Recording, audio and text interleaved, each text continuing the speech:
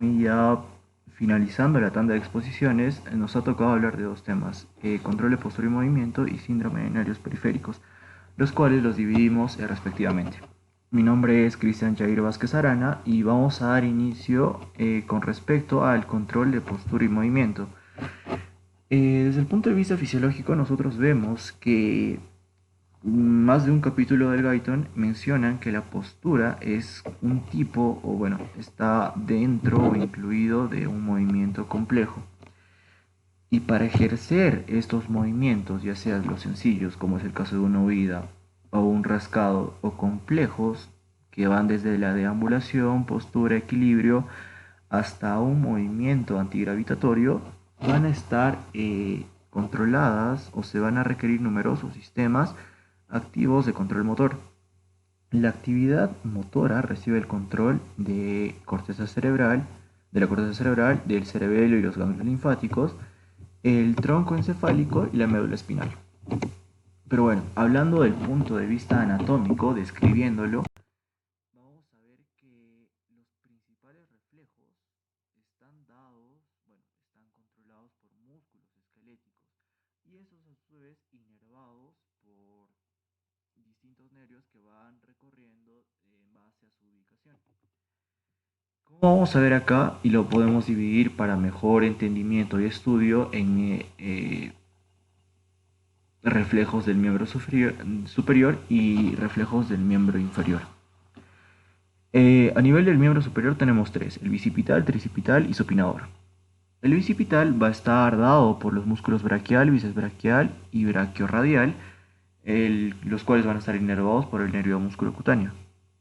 El reflejo tricipital va a estar dado por, bueno, se va a dar por el músculo tríceps e inervado por el nervio radial. Y el supinador por los músculos bíceps braquial y supinador e inervado por el nervio radial también.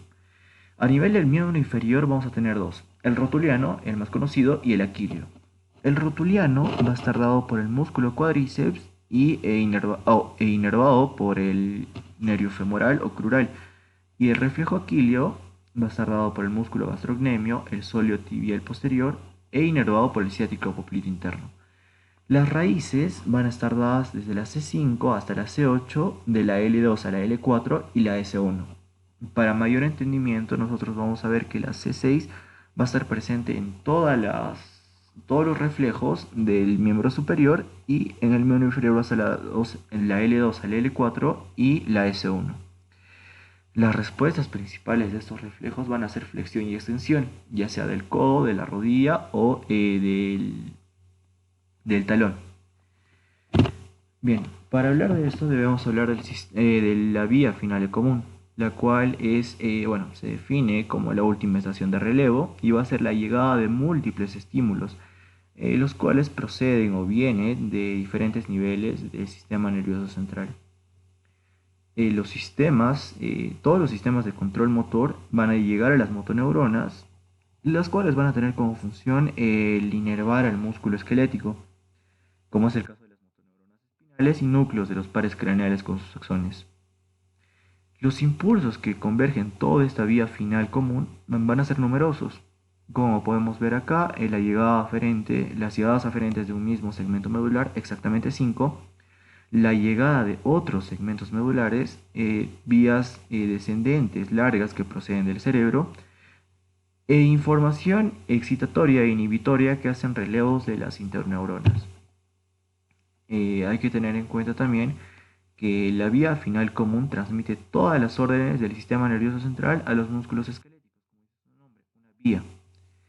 Esta va a recibir señales sensoriales y periféricas, señales descendentes del tronco encefálico y también de la corteza cerebral. El cerebro y los ganglios linfáticos, o ganglios basales, perdón, ejercen su acción en la vía final común, pero de manera indirecta, utilizando vías del tronco encefálico de la corteza cerebral y de la corteza cerebral, disculpe. Pero para hablar de movimientos, para ver todo lo que ocurre en toda la conducción, debemos saber qué tipos de movimientos hay.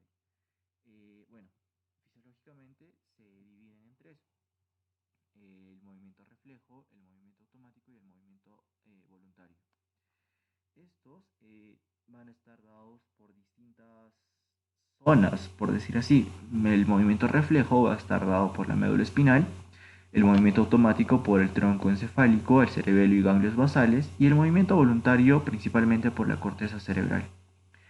El movimiento reflejo va a tener como ejemplos el toro muscular, el reflejo miotático, el cual vamos a profundizar después, el reflejo extensor cruzado también. En el reflejo automático vamos a tener como ejemplo la postura, el equilibrio y movimientos antigravitatorios. Y en el movimiento voluntario vamos a tener el inicio de la deambulación o el inicio de la escritura.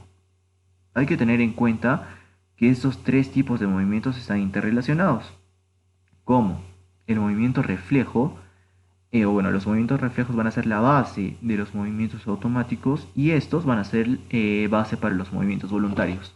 Un claro ejemplo es el caso del reflejo rotuliano.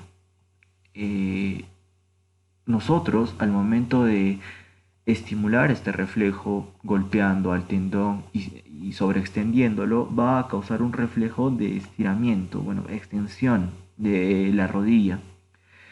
Inmediatamente después, va a llegar el movimiento automático, el cual va a ser que vamos a dar una patadita, entre comillas, y al final, como movimiento voluntario, nosotros vemos si regresamos a la posición normal o a la posición que estaba antes o dejamos la rodilla estirada o extendida.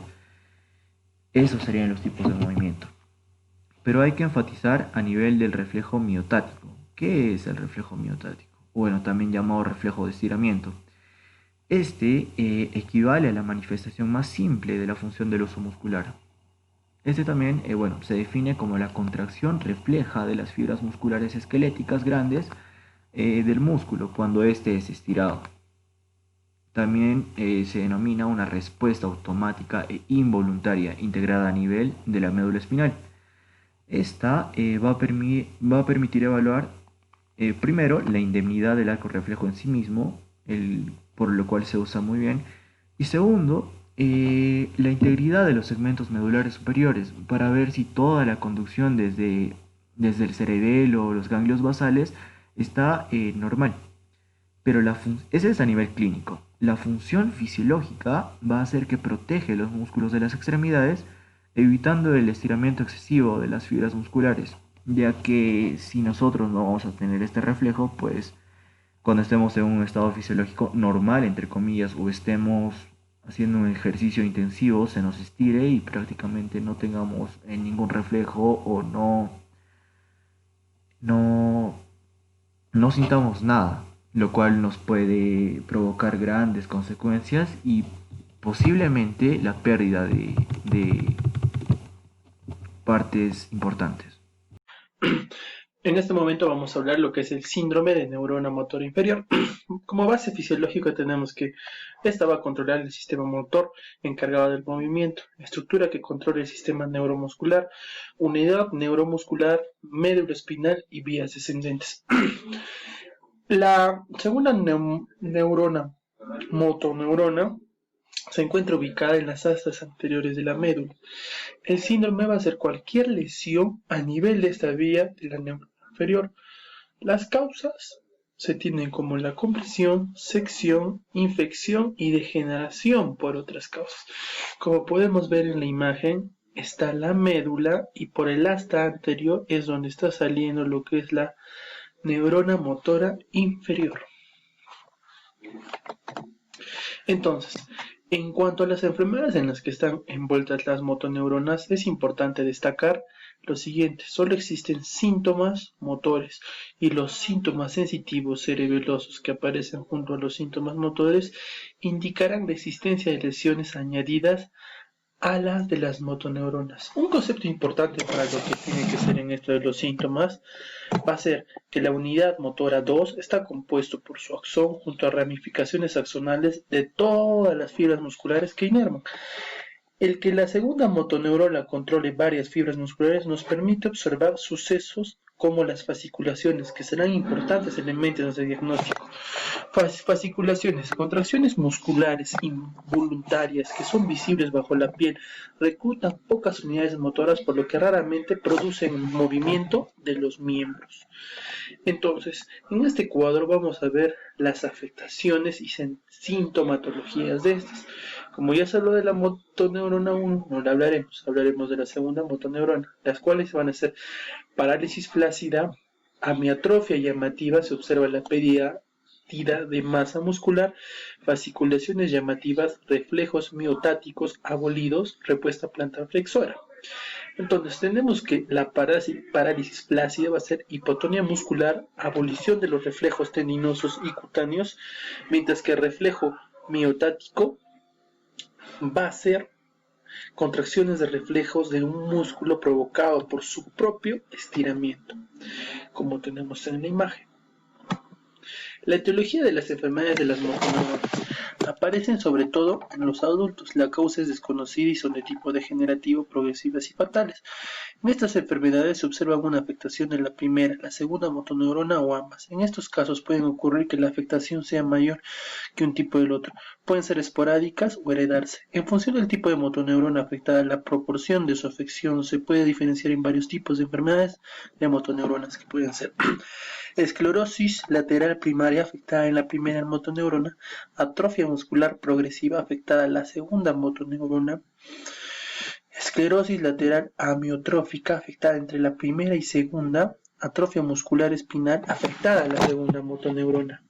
El diagnóstico para esto va a ser una anamnesis, un TAC que descarta los procesos compresivos u hemorrágicos, una resonancia magnética, un electroneuromiografía, prueba de exploración de función neuromuscular. El diagnóstico de ELA requiere la presencia de signos clínicos neurofisiológicos, neuropatológicos de afectación de motoneurona inferior, signos clínicos de afectación de motoneurona superior, síntomas y los signos constatados por la historia de exploración clínica que deben tener carácter progresivo con afectación sucesiva de las diferentes regiones anatómicas. Gracias. Bueno, continuando con la exposición, hablamos de las generalidades. Lo que vamos a tocar más que todo es la unión neuromuscular, que es una comunicación electroquímica entre el nervio y principalmente el músculo. Entonces, por ejemplo, uno de los más importantes neurotransmisores que tenemos es la acetilcolina, pues esta se va a encargar acerca del almacenamiento en la terminal presináptica y en forma de Quantum o también llamado Quantum. Que cada uno de estos más o menos vamos a tener que son 10.000 moléculas de acetilcolina. Como podemos observar en la imagen, hay un nervio terminal. A su lado, a su costado podemos observar que es la vesícula sináptica, que está en una zona activada. Y a su vez también una membrana basal, que es también en contacto con la sinapsis. Entonces ahí podemos ver la comunicación neuromuscular. Pues a partir de esto vamos a tener lo que van a ser patologías más adelante. Por ejemplo, ¿qué pasa en este caso? Es que cuando el potencial de acción va a llegar a su terminal presináptica, esto automáticamente va a activar los canales de calcio activados por voltaje. Entonces, en este caso va a pasar una reducción de la entrada de calcio y a su vez la activación de complejos de mecanismos proteicos, obviamente bajos, y una disminución de la liberación de acetilcolina. Dentro de esto vamos a poder observar los trastornos que van a pasar a nivel de todos estos mecanismos. Por ejemplo, el trastorno presináptico, que va a ser, por ejemplo, un ejemplo el botulismo y el Arben-Eaton. Y a su vez un trastorno postsináptico, que va a ser la miastenia gravis, o también la miastenia congénita. Ahora, en tema de miastenia gravis, vamos a tener que es una incidencia de 1 de cada 100.000, que es más que todo un paradigma de enfermedades autoinmunes. ¿Por qué? Porque va a haber un bloqueo de lo que va a ser la comunicación neuromuscular. Ahora, en esta mayoría de los casos, el 85% sufre por un ataque inmunológico. Y a su vez también vamos a poder observar una disminución en el número de receptores, así como también una frecuencia de distribución bimodal, que eso a su vez va a implicar que se van a bloquear los receptores de los neurotransmisores, que es el bloqueo del NET. Ahora, el otro síndrome, que es el síndrome de Laver-Eaton, que es la segunda enfermedad más frecuente que se va a encontrar de la unión neuromuscular, que es de un origen autoinmune, y como si bien lo decía en un inicio, también decía que en este caso va a reducir la liberación de acetilcolina y a su vez también va a reducir la amplitud de la placa terminal. Generalmente esto vamos a encontrar en pacientes que albergan los 20 años y que mayormente en la tasa de incidencia va a ser mucho mayor en los pacientes varones más que en las mujeres. Ahora, si bien es cierto, también tenemos que recordar que este síndrome se determina porque hay anticuerpos que van a inhibir los canales de calcio, el voltaje de calcio. Ahora, dentro también entrando al siguiente tema, que es la patología de los nervios periféricos, que implica tanto todos estos síndromes que van a darse a nivel de los nervios. Por ejemplo, uno de ellos vamos a conocer como la neuropatía. ¿Qué significa la neuropatía? Es un atrapamiento que es definida como la presión o el daño que se va a inducir sobre un segmento de nervio. Entonces, ¿qué quiere decir? Que cuando hay una neuropatía, vamos a obstruir este nervio periférico que va a llegar obviamente a estructuras anatómicas e incluso patologías. Por ejemplo, en este caso de las anomalías en las fibras nerviosas, que a su caso tenemos tres, que vamos a tener trastornos axonales, alteración de la vaina de mielina y una interrupción axonal. En esta interrupción axonal es la más grave en consecuencia de todas las anteriores. Por ejemplo, tenemos que en los trastornos axonales, que más adelante lo vamos a ver, tenemos en dos grados, que es el anterógrado y retrógrado. Ahora, en la alteración de vaina, por ejemplo, vamos a tener adelgazamiento. Si bien es cierto, nosotros tenemos que recordar que la vaina de mielina va a recubrir lo que es las neuronas, que en este caso va a pasar que se va a dar un adelgazamiento y incluso ya no vamos a poder encontrar la mielina. Que esto a su vez recordemos que va a ayudar en el proceso de una comunicación rápida de nervio a nervio. Ahora, por ejemplo, uno de los principales síndromes que vamos a encontrar dentro de este proceso es el síndrome del túnel carpiano, conocidamente más conocido en lo que es en el campo de la anatomía, que es el más común en todos estos síndromes, que más que todo en su prevalencia va a ascender a un 16% de la población en general. Y en este caso, a diferencia de la unión neuromuscular, aquí va a afectar mucho mayor a las mujeres que a los hombres. Entonces, tenemos también que dentro de estas dos anomalías, de estos dos síndromes, tenemos que recordar que va a haber mucha mayor incidencia de acuerdo a lo que se vaya a presentar. Continuando con la exposición, pues vamos a hablar sobre el control motor suprasegmentario. Bueno, como vemos acá, el control, el sistema nervioso va a estar dividido, ¿no?, en muchas formas. Ah, por ejemplo, el sistema nervioso central, el sistema nervioso periférico, pero también otra forma de poder clasificarlo va a ser por segmentos. Entonces aquí vemos que va a estar dividido en un sistema nervioso suprasegmentario y un sistema nervioso segmentario, ¿no?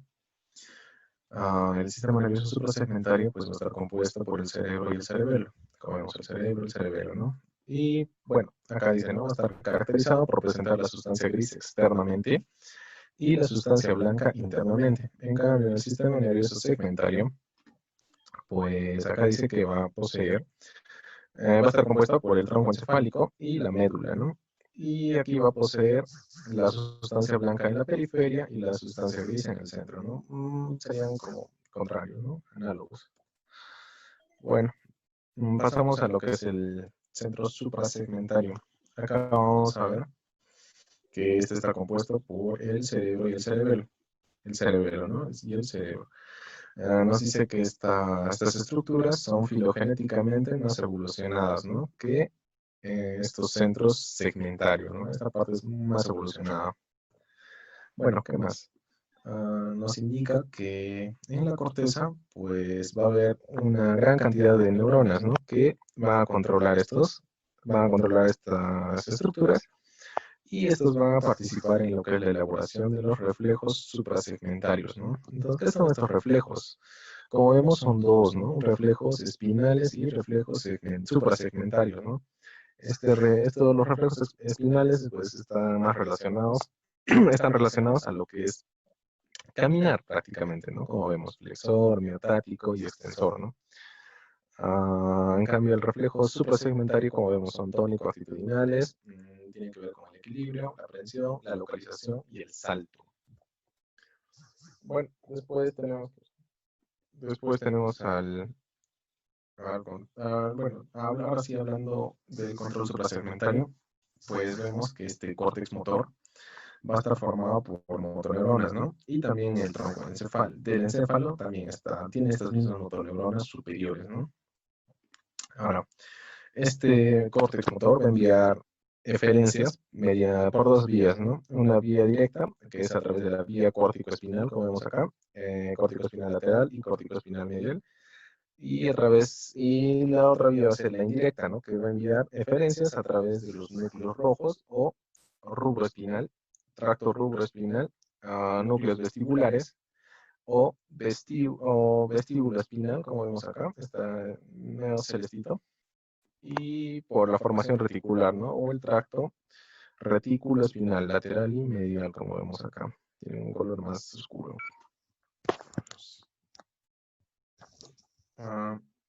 Bueno, continuando. Permítame.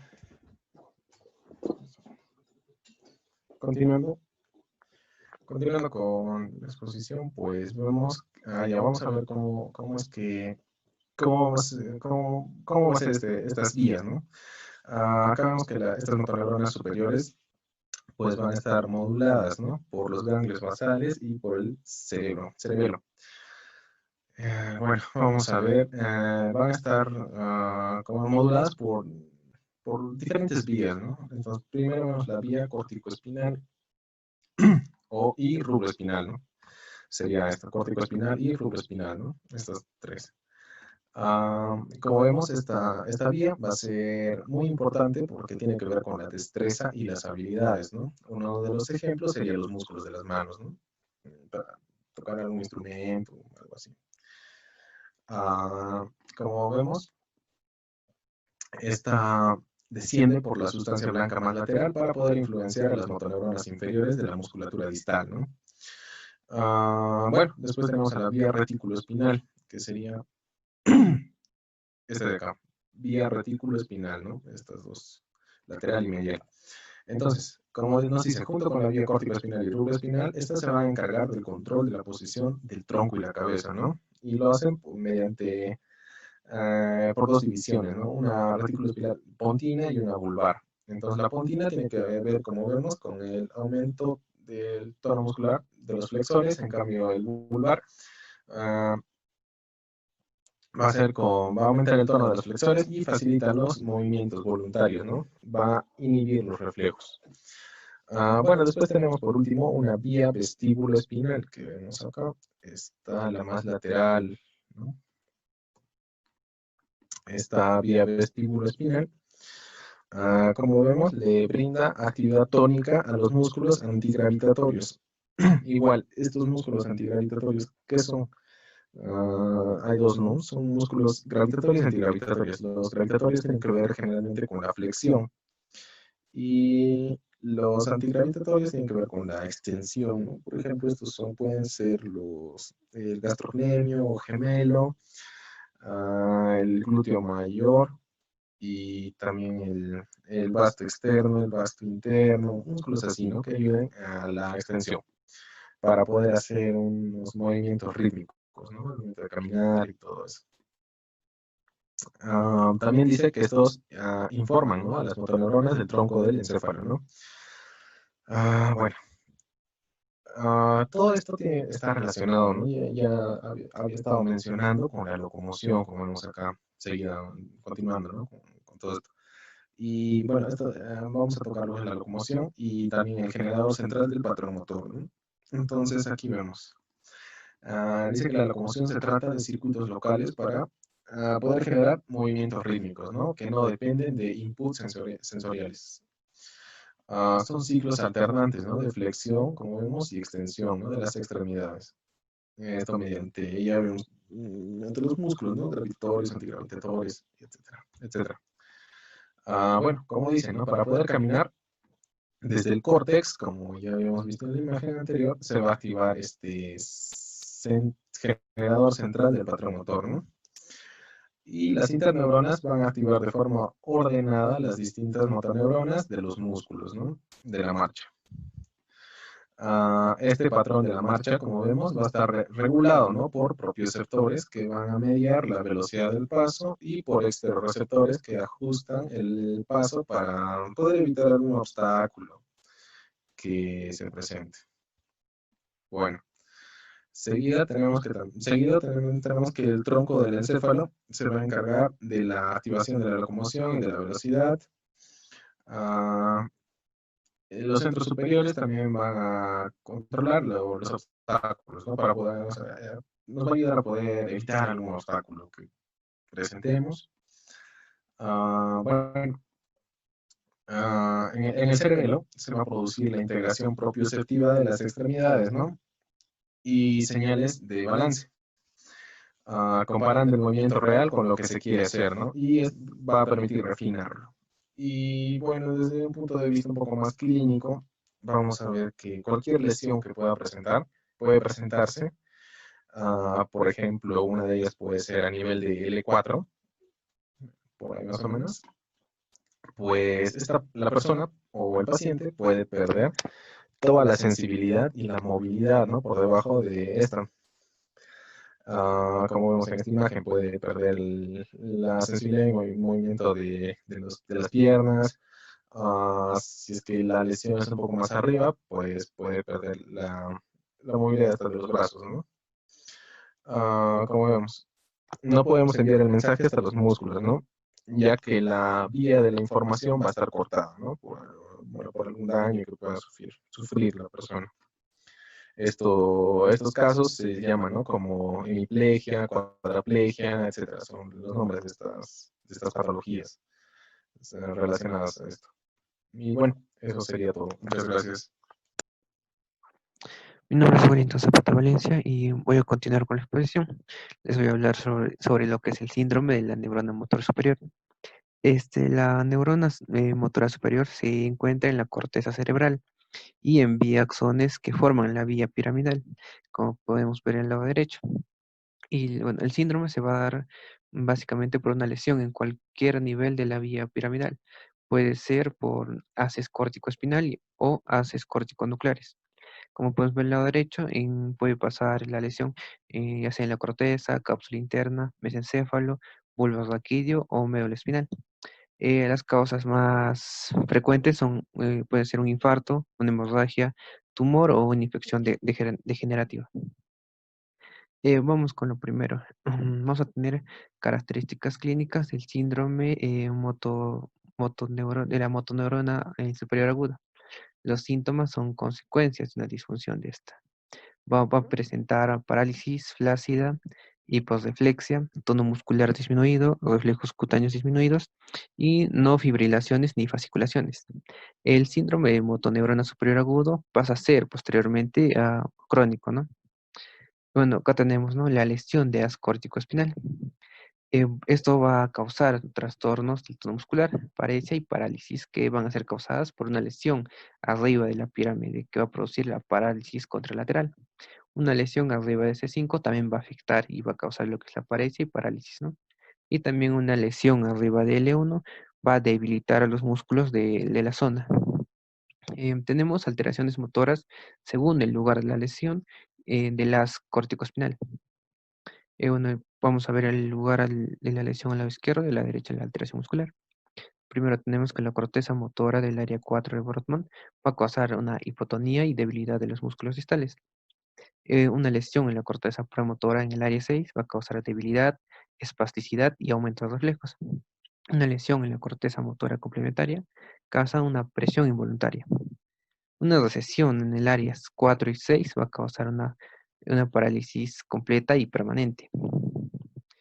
Una lesión en el fascículo piramidal del bulbo va a causar una hemiplegia flácida inicial. Y por último, una lesión en el péndulo cerebral, que se va a encontrar en este lado, en este caso en la parte del mesencéfalo, va a causar debilidad y Babinski, ¿no? Sin espasticidad. Tenemos la lesión de las corticonuclear. Estos van a afectar a lo que son los núcleos de los pares craneales que van a inervar diferentes partes del cuerpo, ¿no? Y una de las características clínicas vamos a tener que las fibras corticonucleares van a causar lo que es la parálisis, ¿no? vamos a tener que va a haber problemas en el movimiento del ojo, que este va a estar inervado por lo que es el cuarto y sexto par craneal. También va a haber fallas en lo que es el movimiento del rostro, que este va a estar inervado por el quinto y séptimo par craneal. Y también va a haber una falta de movimiento, ¿no? En lo que es la lengua, el cual va a estar inervado por el doceavo par craneal. Por último, vamos a tener unas características de la espasticidad. Va a haber una predilección para afectar ciertos grupos musculares, ya puedan ser antigravitatorios, ¿no? Y los más comunes son los flexores brazos y extensores piernas. Va a existir un patrón específico de reacción de los músculos. Va a haber una resistencia aumentada linealmente con velocidad de estiramiento, lo que se conoce como el signo de la navaja de muelle, y va a haber una exageración de los reflejos. Esto sería todo.